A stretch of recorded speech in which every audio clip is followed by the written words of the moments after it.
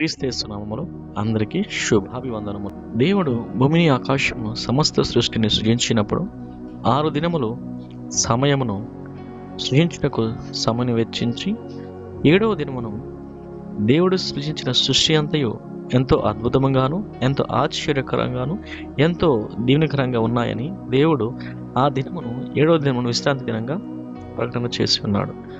ఆ 7వ దినమున యేసుక్రీస్తు ఈ లోకంలో జీవించినప్పుడు మందిరములలో బోధించుచున్నప్పుడును, అనేక స్థలములకు వెలుచున్నప్పుడును, అనేక మంది రోగులను స్వస్థపరిచి ఉన్నాడు. కుంటివారిని, గుడ్డివారిని బాగు చేసి ఉన్నాడు.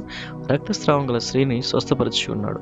యేసుక్రీస్తు ఆ యొక్క విశ్రాంతి దినమును ఆశీర్వాదకరంగాను, దీవెనకరంగాను, స్వస్థత పడే విధంగాను, అనేక మంది విడుదల పొందే విధంగాను చేసి ఉన్నాడు. కనుక ఆ యొక్క విశ్రాంతి దినములో జరిగిన ఆశ్చర్య కార్యములు దేవుడు ఇప్పుడు కూడా ఆయన యొక్క మందిరములలో, ఆయన యొక్క సన్నిధిలో చేయించున్నాడు.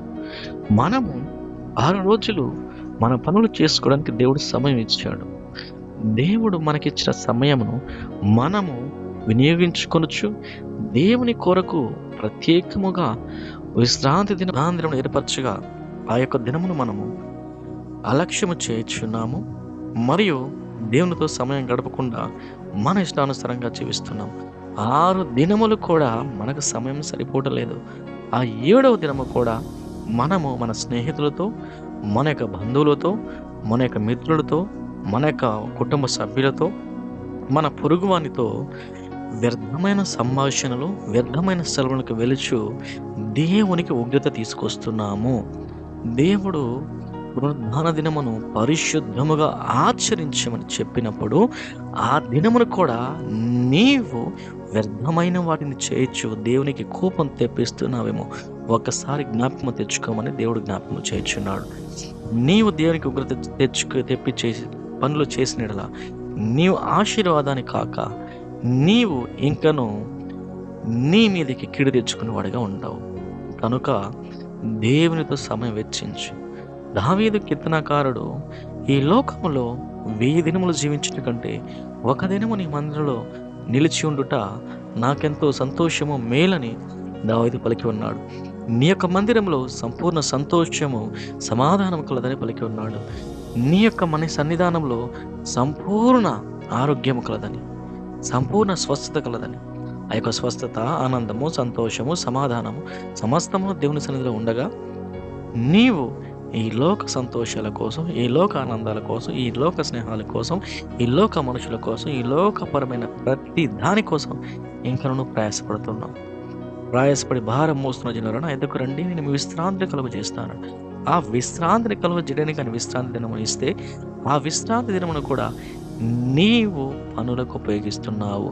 సహోదర, ఇప్పటికైనాను గడిచిన 2 సంవత్సరముల క్రితం ఏదైతే కరోనా వ్యాధి వచ్చి ఈ లోకంలో, ఈ ప్రపంచమంతా కూడా అనేక మంది మరణం పాలయ్యారు, అనేక మంది మరణించి ఉన్నారు. ఇప్పుడు జీవించుచున్న వారు వారికంటే గొప్పవారు, శ్రేష్ఠులని కాదు, కానీ దేవుని కృప చేతనే జీవించుచున్నారు. ఇప్పుడు కూడా వైరస్లు వస్తున్నాయి. దేవుడు సెలవిచ్చి ఉన్నాడు, దినములు చెడ్డవి కనుక సమయమును పోనివ్వక ప్రార్థన నిలకడగా ఉండండి, మెలకుగా ఉండి ప్రార్థించండి అని వాక్యం సెలవిస్తుంది.